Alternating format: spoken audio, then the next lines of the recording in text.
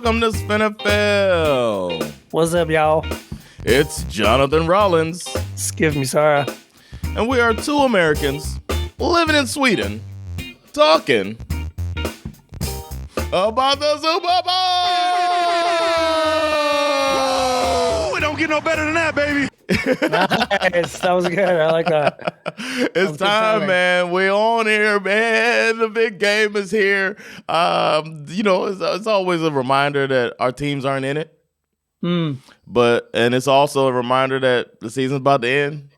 Yeah. So it's a melancholic feeling for me all the time.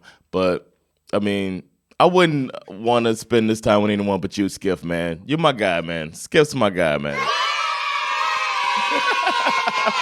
I want to give my SveNFL Honors award to best co-host. And it goes to... you can call me Champ. And then... No, man. It's been great. Another fun season. This is our 5th season doing this, bro. That's crazy to think about. When I put it in, to put the episode up, I always put what season. I'm like, I can't believe this is season 5 of SveNFL, where we've been following the league that we were terrified of. When this podcast started, we were terrified that it wasn't going to be a season. Remember that shit? It was during the pandemic, and we were like, is there football? We started a podcast, and we don't know if there's going to be football. And now it's 5 seasons in. We got a fantasy football league or 2 fantasy football leagues, and I don't know. We're growing all the time. It's really fun. Yeah, totally. There were a lot of things to be terrified when we started this thing. Oh yeah. I mean, it was crazy. It was like this. We didn't know if the season was going to happen, and then you had all these social justice movements popping off. The NFL was saving racism. At the same time, it was solving racism. Oh yeah, we're going to talk about that later too. Oh, and and then DeAndre Baker, the patron saint of season 1, just kept delivering crazy story after crazy story. Know what? It shaped what this podcast is. Oh, for sure. He's like we can do this. This is fun. I consider him the godfather of this podcast. Like without him, that's just like it felt like every week there was a new wrinkle to that story. It was crazy. But a little small request to the football gods is securing a DeAndre Baker interview. Just what are you up to now, buddy? It'll be nice to talk to you and say, hey, man, what happened? I feel like I looked this up not long ago. I think he's playing in like some kind of XFL or some kind of shit like that. Or I think I saw that. Yeah. What is it? The UFL. Yeah, he's playing somewhere. Yeah, I saw that, man. Good for him. Stay out of trouble, buddy. Yeah. But now we're here, Before we get started on the Super Bowl stuff, I kind of wanted to offer. I meant to bring this up last week. This is kind of like an extra shit got learned. Okay. From the conference championship. All right. I heard this on the Ringer fantasy podcast. The Eagles had 7 rushing touchdowns versus the Commanders in the conference championship. Jeez. This was a tie for the most rushing touchdowns in a playoff game. Right? And they talked a little bit about the game that they tied with. It was the 1940 NFL championship game where crazy. The Chicago Bears beat the then Washington Redskins. Some stats from this game. Okay. Washington had 9 turnovers. Wasn't it like 63-0 or something like that? The Bears only threw the ball 7 times in the entire game, but they scored 7 rushing touchdowns, 4 passing touchdowns, and they won the game 73-0. Oh, 73-0. Okay. Was it Justin Fields quarterback? Yeah, exactly. This was the most lopsided victory in NFL history. This was my favorite thing that I learned when I did a deep dive on this. They didn't mention. I don't think they mentioned this on the podcast, but I looked, and this was before they put nets up behind the field goal.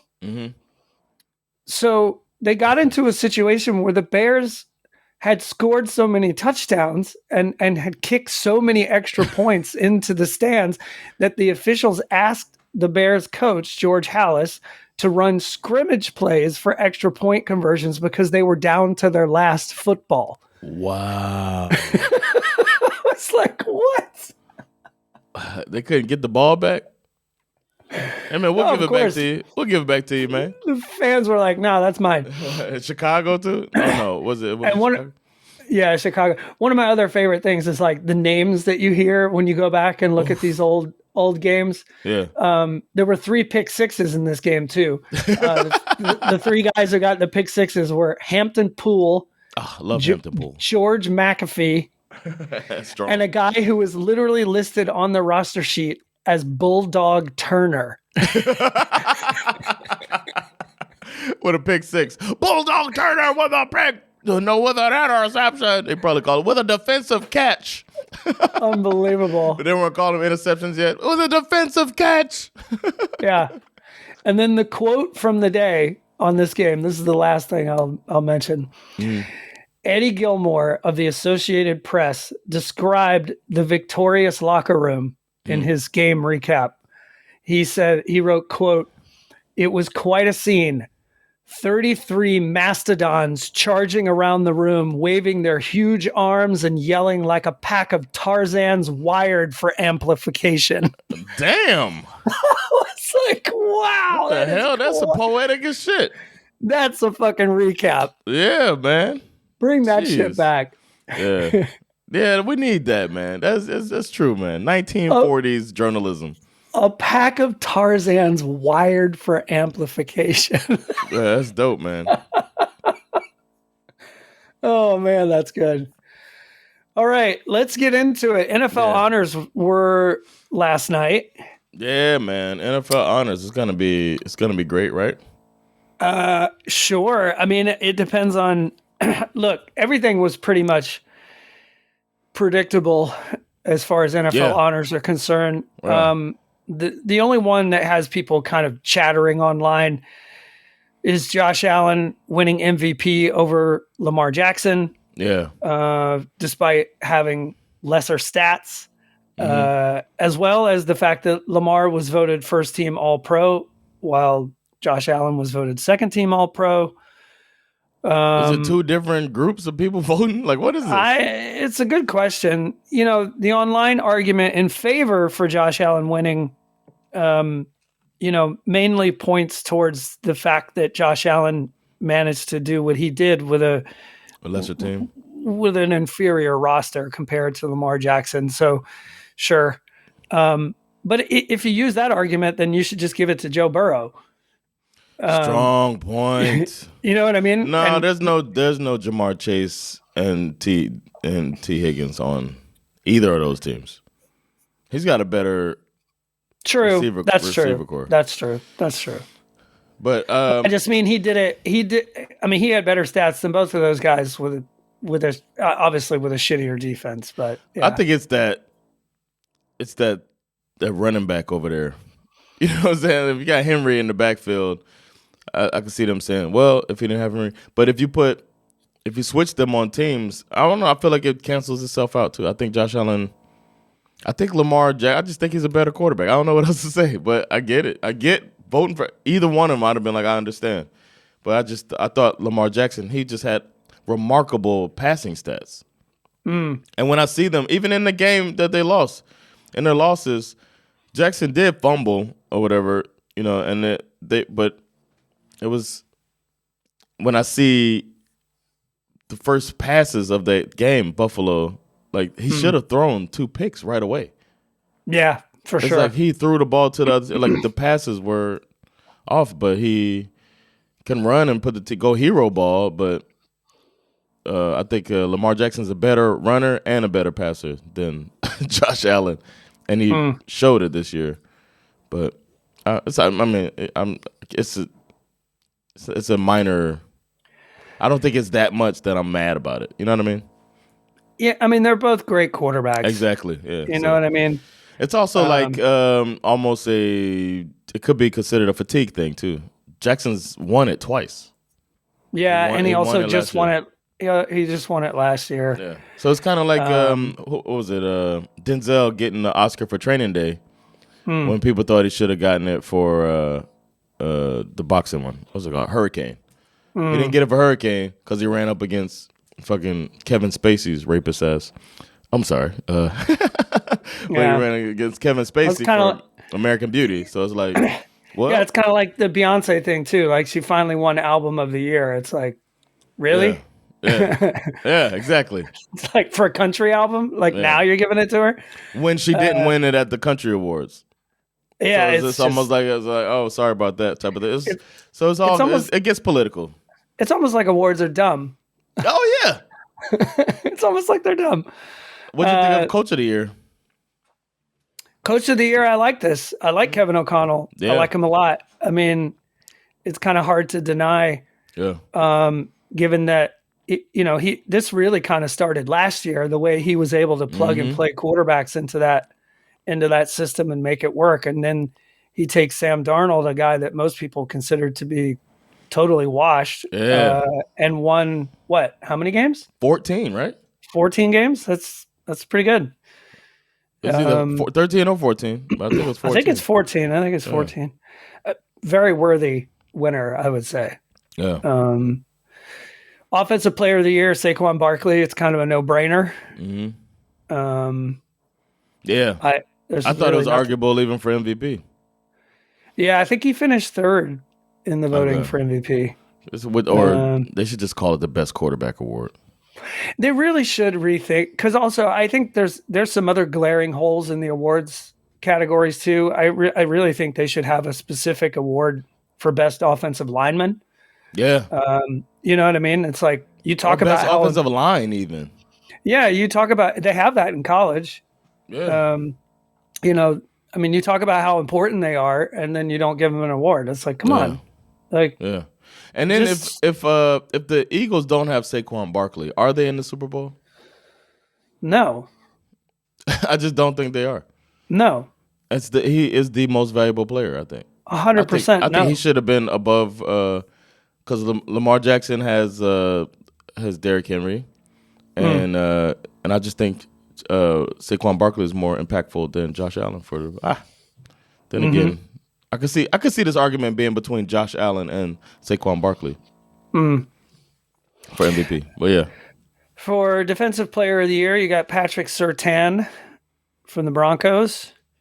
Understandable, yeah. Sure. Assistant Coach of the Year, Ben Johnson. No, what a surprise! No surprises there. Yeah. Comeback Player of the Year, you got Joe Burrow. Seemed kind of obvious. Yeah. He was balling, man. And he's still going to have Zach Taylor next year. Offensive Rookie of the Year, obviously should have gone to my man, former Bulldog Brock Bowers, but whatever, they gave it to Jaden Daniels. Who I guess was also another quarterback good. thing. Another quarterback thing. Yeah. Brock Bowers out here breaking records. Exactly. Defensive Rookie of the Year, they gave it to Jared Verse from the Rams. Also another obvious choice. He was fucking balling. Insane, yeah. A little annoying that all the mock drafts last year had the Falcons picking Jared Verse, and instead they, Anyway. You got Penix. Yeah. Great. I mean, that's good. I mean, it's good in light of the mistake that we made, for sure. The reports about Kirk Cousins are all over the place. There's reports that we're going to cut him. There's reports that we're going to try to trade him. It's like, who fucking knows? It's 25 guaranteed, right, on the cap? Yeah, either way, it's basically was a $150 million mistake. Jeez. Or hopefully 120. Penix is your guy, man. Hopefully Penix your guy. Yeah, we'll see. And then Walter Payton Man of the Year went to Eric Armstead from the Jacksonville Jaguars. Good for you, bro. He had he started a program that, our current presidential administration would just love to shut down. It's a program that helps, at-risk kids get educational help and stuff like that. So, we'll see how long that lasts. We're not into helping people anymore. It's all about just fucking people over at the moment. I can't even pay attention to the news right now. It's driving me crazy. I have to shut it off. I shut it off myself, man. My wife's still watching. I'm like, stop. Wait till I'm away. Moment of the year. I didn't realize this was an award. Jaden Daniels, Hail Mary, obvious choice. Yeah, I was watching that with Commanders fans. It was it was a couple Commanders fans at the football party I was at in Virginia Beach, and it was such a great. I'm so glad I was with those people to see that happen. As the guy was like going through the whole, it was a pass interference, blah blah blah blah blah over the last play, and then they do that, and we all go nuts, really hoping for my friend's team to win. It was so great, man. I love it. This is why I love this fucking sport, man. It's like gives you these moments like that. Totally. So cool. You know, I'm not going to go through all of these awards, but there's two in particular that I want to highlight because I think this is really the solution that we were talking about a minute ago. Okay.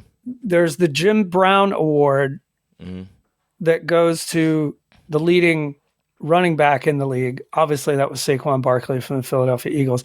And then the other one is the Deacon Jones Award, which goes to the sack leader, which was Trey Hendrickson from the Cincinnati Bengals. They need to do more shit like this. Yeah. Have you ever heard Trey Hendrickson talk?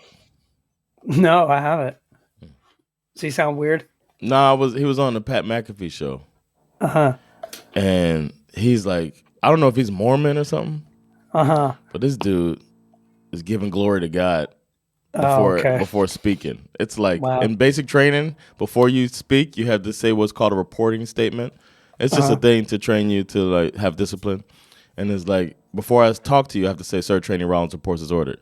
And it felt like he had a reporting statement of first giving glory to God. It was like that. Everything he said, he was talking about God and Christ and Lord and Savior. It was like, jeez, bro. And Pat McAfee's just like trying to talk, and I love Pat McAfee. And he was all cool about it. He did a great job as an interviewer, but it was like, man, not everybody is so into that like that. Relax, bro. It was insane. It like turned me off on the guy. Like, damn, keep that shit at home, man.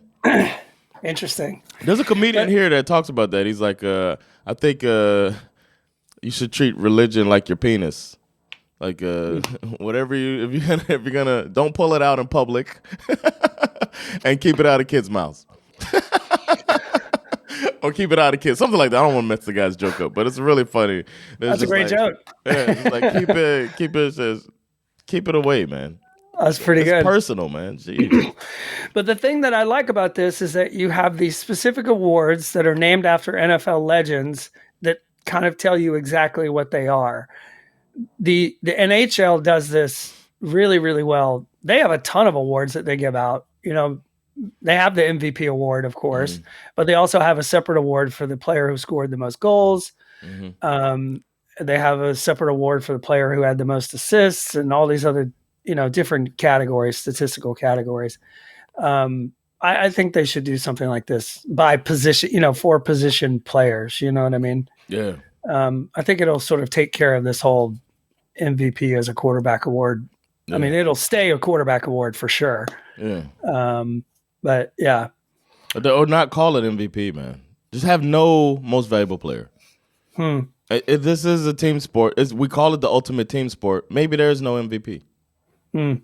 There's no league MVP. Okay, how about that? Then we don't have any debate about the cast around him and all of that shit. There's no MVP. There's top quarterback, which we consider that position is the most important. They touch the ball every offensive play. So yeah, the best quarterback, league's best quarterback, top quarterback, whatever you want to call it. And then I think I don't know if it's going to be gold, but I think the sack leader should get, if we could find a way to make an actual sack out of gold. Like really of course, thin, you can make a sack out of gold. Like weave really thin strands of gold and make a sack. I don't even think you have to do that. I was watching one of those weird like baking shows the other day where they bake things that look like other things. Yeah. And one of the things, cake or whatever. Yeah, one of the cakes was actually a sack. It was it looked like a burlap sack. Oh, see? I was like, yeah, you could do that for sure. And I think the offensive lineman should get an award that's made of cake. Or they don't know, you know what I mean? Like you give it to them and you're like, is it an award or is it cake? Yeah. right? And the person to bite into metal won. Or bite into cake won. I don't know yet. Right. So I think, this has to be restructured a little bit. But this MVP thing really bothers me, man. Yeah, they're not going to fix that. The other thing they're not going to fix is this entire week of NFL media leading up to the Super Bowl, which I completely hate. And it doesn't make you kind of glad we live in Sweden? Oh, sure, absolutely. The time difference is like we don't have to be dumped on it, you know. I feel very real empathy for the actual sports journalists who are forced to be kind of invaded by all these fucking knuckleheads. Yeah. So there's only one story that has come out this week that I have found even the least bit interesting, and it's that the Rams apparently will be hosting an NFL regular season game in Melbourne, Australia. Wow. In 2026. This will be the first of a multi-year commitment from the NFL to play games in Australia, which is pretty fascinating. We start getting some of those motherfuckers in the league. These rugby tough guys. Whoo. Yeah. That would be dope. Nice, man. Yeah, that's very fascinating. Now, I said that was the only story that I found interesting at all. But then off mic, you brought to my attention another extremely important story that missed my radar completely. Oh, yeah. That I feel like I want to just like hand that over to you because I feel like the people need to. The people need to know. Yeah, the people need to know this. Yeah.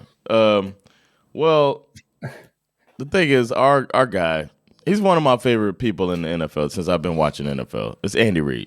And he's got to be tired of this shit. You know, they got to be like feeling like they've run out of things to say to this guy. He's been to the Super Bowl. What? This is his 5th time, so 6th time, something like that. He's been 5 times with the Chiefs. Let's see. Now this will be his 5th time with the Chiefs, and he went with the Eagles once, so this will be his 6th Super Bowl appearance. This dude's seen it all, but some questions you don't get. And he got a question here to rate the top 5 rappers of all time. And I thought you'd appreciate that. I'm trying to figure out where to put this thing on the broadcast. But here it is, man. Fuck it. I don't care if it blocks me. Here it is. Andy Reid breaking down his top 5 rappers. The top 3 rappers alive. Top 3. I'm sorry. Do the Fat Boys count as one rapper? No. All right. Jay-Z. Shoot, I don't know. I'm missing Master P. Yeah, I'm giving you all the old ones, but yeah, I'll take it. Lil Wayne. Wasn't he just at our place?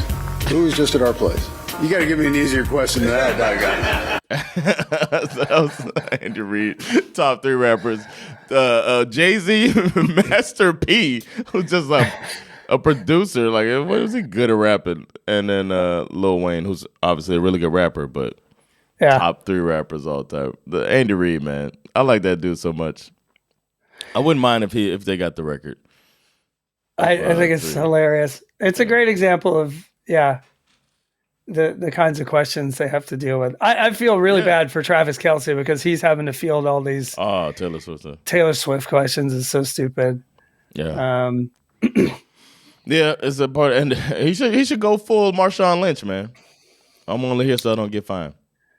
I think that has to be one of the all-time greatest moves in NFL history. Yeah, and especially the fact that he just kept saying it over and over and over and over and over and over and over and over and over and over and over and over and over and over and over again.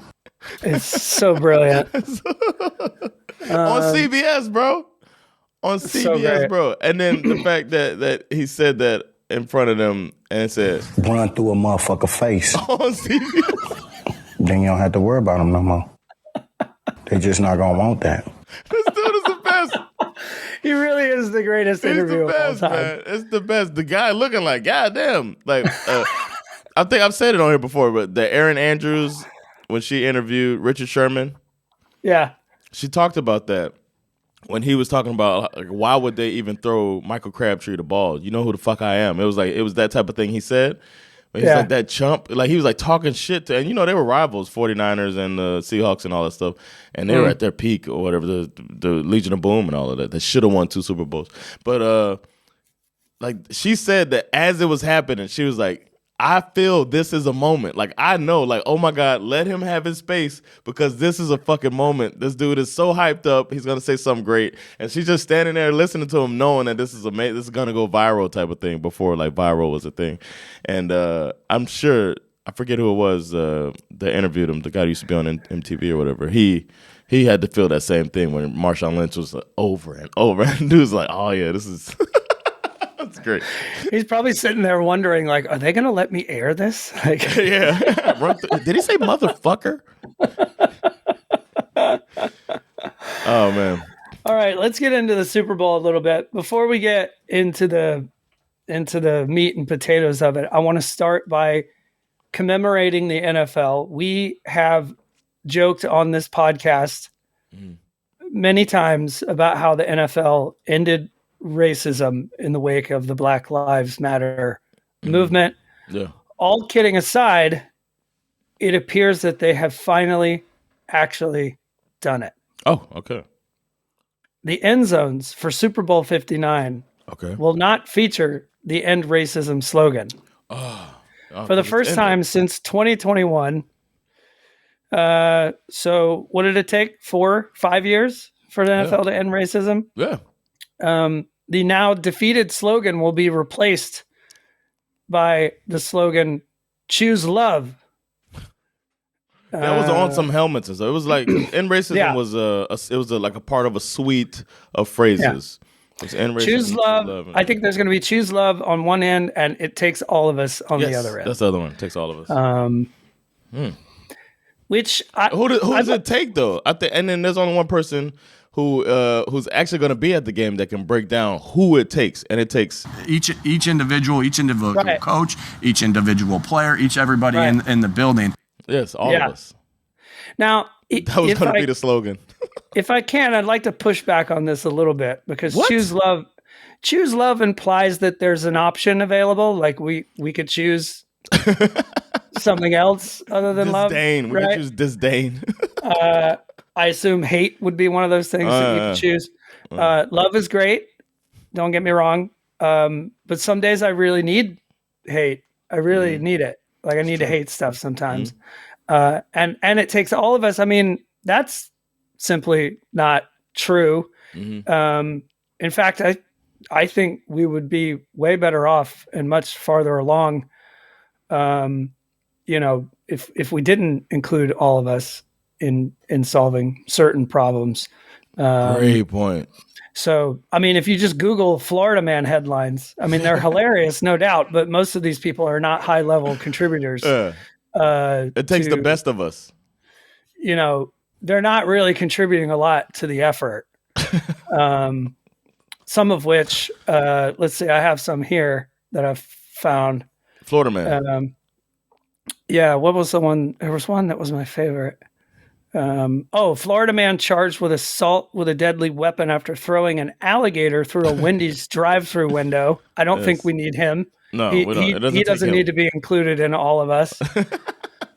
Florida man steals car, realizes a baby is in it, drops baby off safely, and makes a getaway. I mean, at least he did the right thing there. Yeah, but it doesn't take him. Was the baby black? Not sure. Florida man claims Burger King put dirt on his food. Investigation reveals it was seasoning.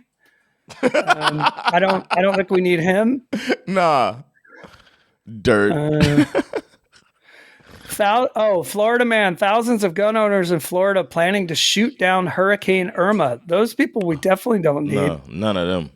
That's 1,000 people that we don't need.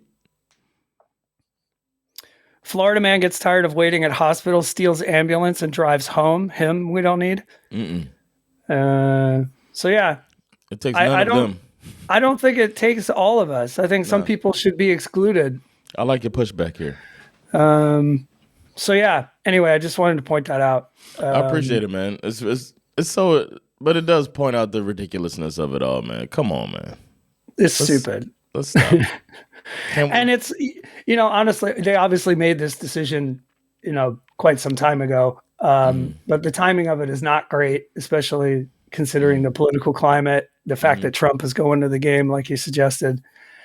First time a sitting president is going to the game. So it's already a security nightmare, and it's going to be even worse. So it should be interesting. And here we are. We're back in New Orleans for the first time since the lights went out in New Orleans at the New Orleans Baltimore, Super Bowl. Baltimore, and you're also only a month removed from, from a guy, trying to run people down on Bourbon Street with his car. Yeah, I've been reading a lot of stories about the Super Bowl blackout. Have been very fascinating for anybody who's interested in that. There's a lot of great articles about that out there. Yeah, some people say that's why the 49ers didn't win. People say it shifted momentum and all of that stuff. Well, the 49ers were down by multiple touchdowns, and then they mounted a comeback. So, I think conspiracy theorists need to figure out, because had the 49ers won, they would have said, oh, it's a conspiracy that the 49ers won. Of course. One of the other conspiracies that it was Beyonce's fault because her halftime show was so electric. What you doing out here with all this ass? I went back and rewatched that Super Bowl halftime performance, and it is fucking so good. I forgot how good it was. It was amazing. That was the one where she reunited Destiny's Child, and you catch a nigga off guard with this shit. Yeah, that was dope. Anyway, the game itself, which is the only thing that's truly important. I did a little bit of a deep dive on some stats that I wanted to throw at you. Okay. So we could also, I think it might help you to kind of figure out like who do I want to pick, Very important, flip and pick them. Exactly. Flip them and pick them. We've never been this close. Never. It's Jonathan has 186 points. I have 187. So, I mean, a historic coin toss is awaiting you at the end of this episode. So some stats to consider. Obviously, the spread. Chiefs are favored by 1.5. Over under is 49.5. That's basically Vegas saying we don't know who's going to win either. Yeah. Nobody knows. Patrick Mahomes is 17-3 in the playoffs. Isn't he like 27? He has more playoff wins than Joe Montana. Jeez. If the Chiefs win, Mahomes will have 4 Super Bowls in his first 7 seasons. He'd be tied with Joe Montana and Terry Bradshaw in Super Bowls. Brady didn't win his 4th Super Bowl until he was 37. Mahomes is currently 29. Oh, 29. Okay. Jeez.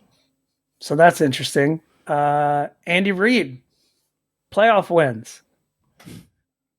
Belichick has 31. Andy Reid has 28. Wow. Belichick has 6 Super Bowl titles. If the Chiefs win, Andy Reid will obviously now have 4. All time in wins, you got Belichick with 302 and Andy Reid with 273. So, I mean, if Belichick doesn't come back to the league, then I don't see any reason why Andy Reid can't leapfrog him. Yeah. Steve Spagnuolo. Hold on one second. Go ahead. Have you heard Ron Rivera is going back to college? Where's he going? I don't know what school it was, but I just saw that yesterday. Ron Rivera said he's been inspired by Bill Belichick, and he's going back to college. Wow. I forget what school it was. University of California, Berkeley. Oh, cool. Yeah. Good for him. That's his alma mater, Cal. Dope.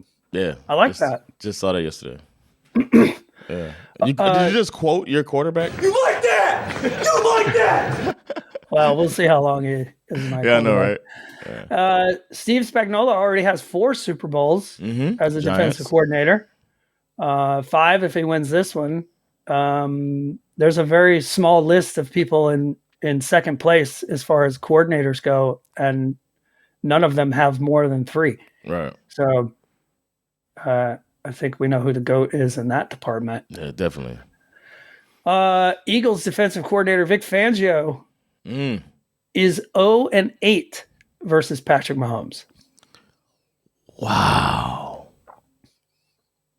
Because he was Denver's coach. Do they mean just as coordinator? Mm-hmm. Or coach as well? From his time with the Dolphins and the Broncos. Okay.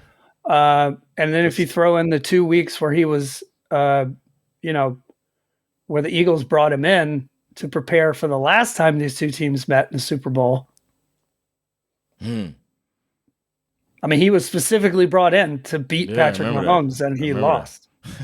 Maybe they should. Maybe it's not a good idea. And also, remember this. That year that they played in the Super Bowl, the Eagles defense led the NFL in sacks. You know how many sacks they got on? How many? You know how many sacks they got on Patrick Mahomes in the Super Bowl 2 years ago?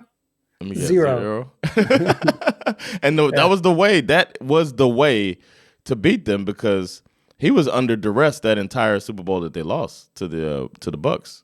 Correct. But they also had half their offensive line was decimated. Yep. So it's like injury is the only thing it feels like can stop this force that is Reed, Mahomes, Kansas City, Spagnuolo. Interesting stat about Xavier Worthy that I think has gone unnoticed.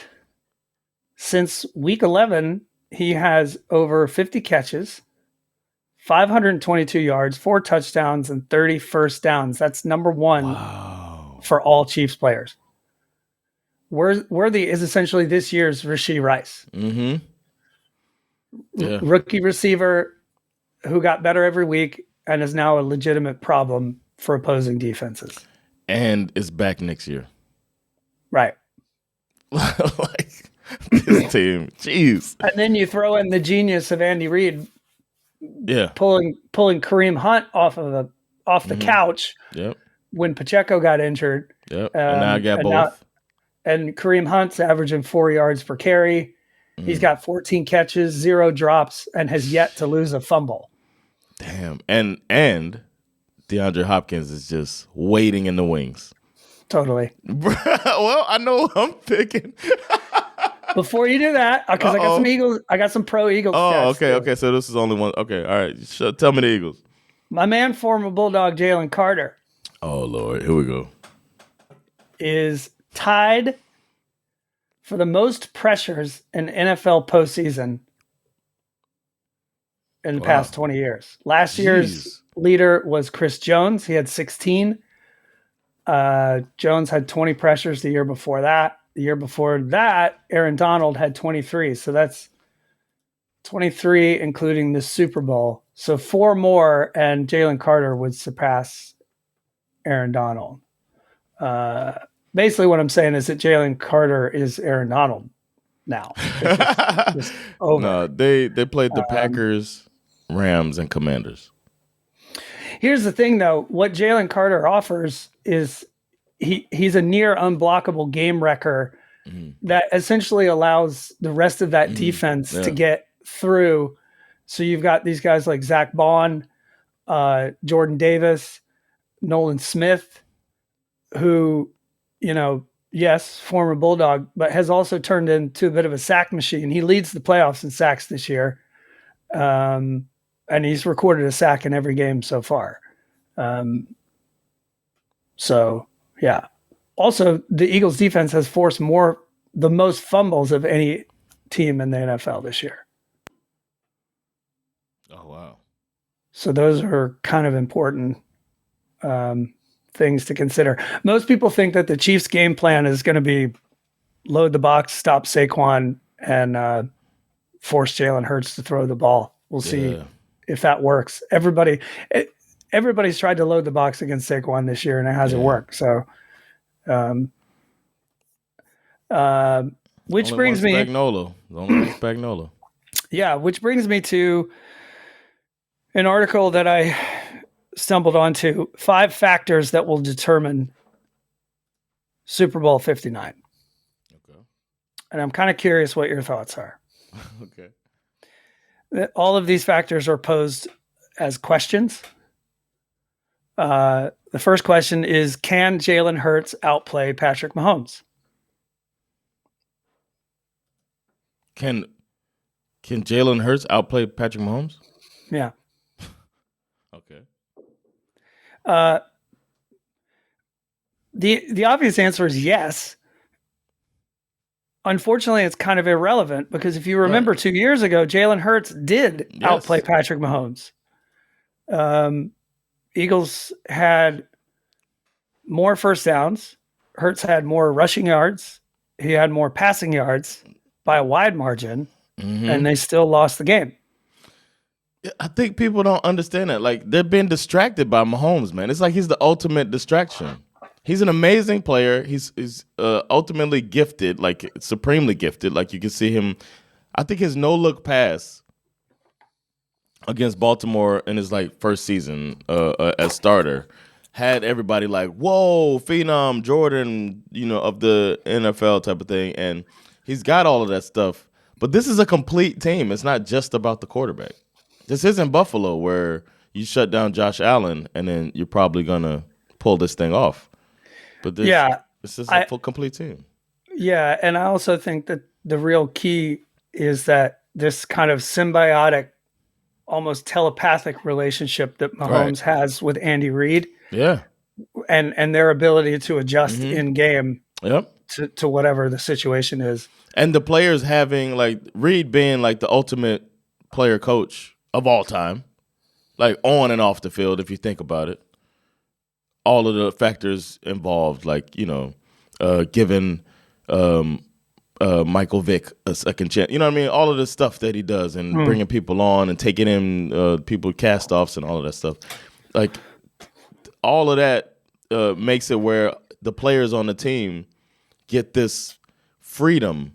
The fact that he's letting the team make up plays that they actually try to do and then throw in when it's time. You know what I mean? Stuff like that has them where they're down with that 13 seconds thing. Kelsey and Tyreek Hill were just as impactful then. They put that together then in game to have that historic moment that put them in the Super Bowl a couple times or a few seasons ago. Yeah, so that's a great point. We gotta.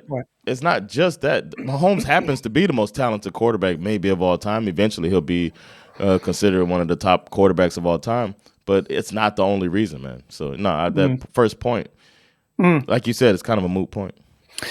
The next two questions, I'll sandwich them together because I happen to think they go together. Will Saquon Barkley keep running wild, and who wins the line of scrimmage?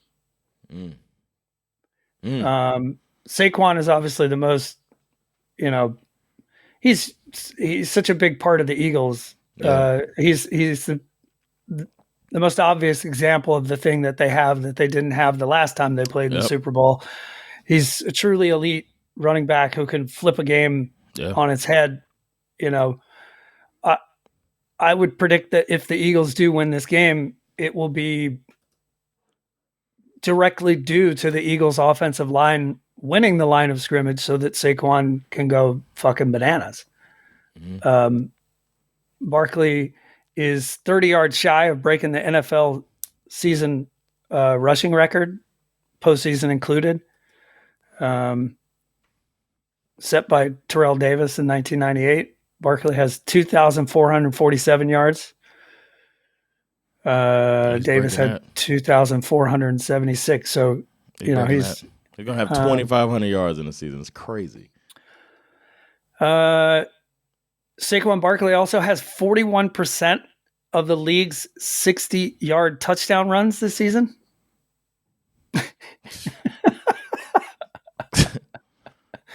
There were 17 60-plus touchdown runs this season. Saquon has 7 of them. That's crazy. Insane. He's tied with Devin Hester for the most 60-yard touchdowns of any kind. Wow. I had to throw my U up for those listening. Yeah. Because he went to the U. And he has 3 60-plus yard touchdown runs just in the last 2 games alone. I mean, so He's a beast. Yeah, that could be the game changer. That definitely could. He could flip the game. yeah. The fourth question is, which defensive coordinator has a better day? I would say the last Eagles-Chiefs Super Bowl was decided by the slimmest of margins. The score was 38-35. Mahomes took 0 sacks. Hurts took 2, and he lost a fumble. Oh, yeah. That kind of flipped the game when that happened, too. I think the reality is the same this time as it was last time, even though there's a few different pieces in place. The Eagles have the superior roster, but they can't afford to make even one mistake, right? They outplayed the Chiefs in the last Super Bowl, but that one turnover hurts fumbles. It gets scooped. It gets scored. That's the difference in the game. You can't make mistakes against the Chiefs because the Chiefs don't usually make mistakes. I think the fact that the Chiefs are so, the fact that they make so few mistakes, it has a lot more to do with why they win close games than any kind of referee conspiracy theory. In my opinion, it's not as fun though as a referee conspiracy. Yeah. The final question that was posed in this article was the one that I thought was the funniest. Can Nick Sirianni keep up with Andy Reid? Yeah, because he adjusts, man. To which my first thought was not a chance in hell. Yeah, man. First of all, at this point, we don't even know what Sirianni does on this team. You know what I mean? Fangio calls the defense. Kellen Moore calls the offense. Big Dom keeps Sirianni away from everybody. Yeah. I know that kind of oversimplifies it, but at this point, Sirianni feels like he's just like there for the vibes. There for the vibes.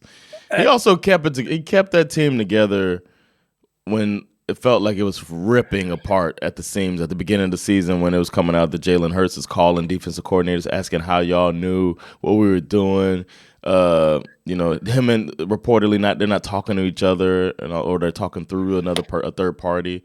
All of that stuff. All that while they were winning football games.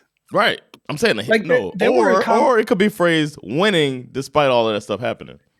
There were articles about Nick Sirianni being potentially fired in the middle of the season. Yeah, I remember.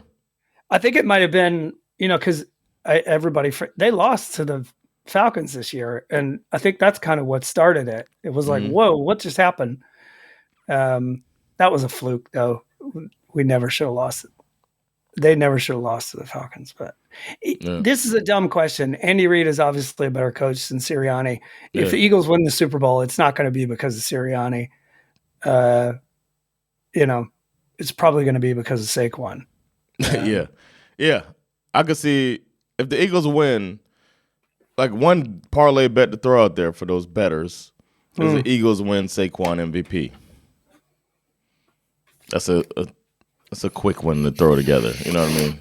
It's a tricky one too because the tush push at the 1 yard line. Mm-hmm. The numbers in the box score always have an effect. Mm-hmm.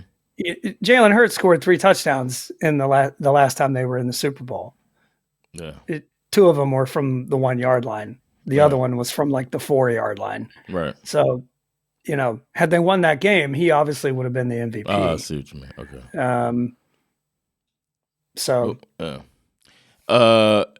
The Chiefs seem to be. I guess the Bills don't do it as effectively, obviously, but they shut down some tush pushes. I'm pretty ready for it, especially with the refs on their side, right? Right, conspiracy theorists. I think. Well, the Bills is more. They do a kind of a tush push, but it's like a traditional QB sneak merged with a tush push, like a little pause and then forward, a little back and forward, jump rope. I'm kind of curious if the Chiefs defense like steals a page from Frankie Louvu and just tries to do that Superman over the top shit. I was just thinking as we were talking, I was thinking of a strategy for it is 1 up top, 1 down low. You have your couple defensive tackles in there. They're going low, and then you have your linebackers coming up top, and see what happens. Yeah. We'll see. It's a chess match that I'm excited for, but I think all signs point to Andy Reid winning that one. The dude has outcoached some top coaches, man. It's true. He's up here doing it, and he has, as you said, the synergy between him and Mahomes. It seems like it's tough. I'm reading this. I'm on the third book that I was reading. My sex fantasy book I'm reading. Oh, the one that you're. For those of you who aren't watching, I'm doing air quotes around the word reading. No, I'm reading this one. I bought. Oh, you're actually reading. I bought the third one in the airport on the way back because it came out while I was in the States, and I was like, you know what? I need to find the physical copy of it. So I'm a fifth of the way through the book now, turning pages, bro. Look at you. Look at me. Yeah, reading a book. Yeah, and the book helps me hide my heart on while I'm on the train. So, but the one thing that's happening in the book is like the person, the rider is riding the dragon, and then they can like communicate with each other through their brain. You know, they're bonded like that, and it just makes me think of Andy Reid and Patrick Mahomes. It's like they're bonded like the dragon and its rider in the future Amazon Prime series of Fourth Wing. I love that. I love that analogy. The people will understand it in a few years once the show is officially out there. But who's is Mahomes the dragon in that scenario? I would say Mahomes is the rider. Yeah, but the rider's also the dragons are in charge, bro. The dragons are in charge. Yeah. Okay. Yeah, but the rider has these powers that they manifest through the dragon. They take the stuff from the dragon and then they boom use their whatever power they have. So okay, yeah, man, it's good stuff, man. You hard over there? Not yet. Wait till the love scene. Wait till the rider starts riding, huh?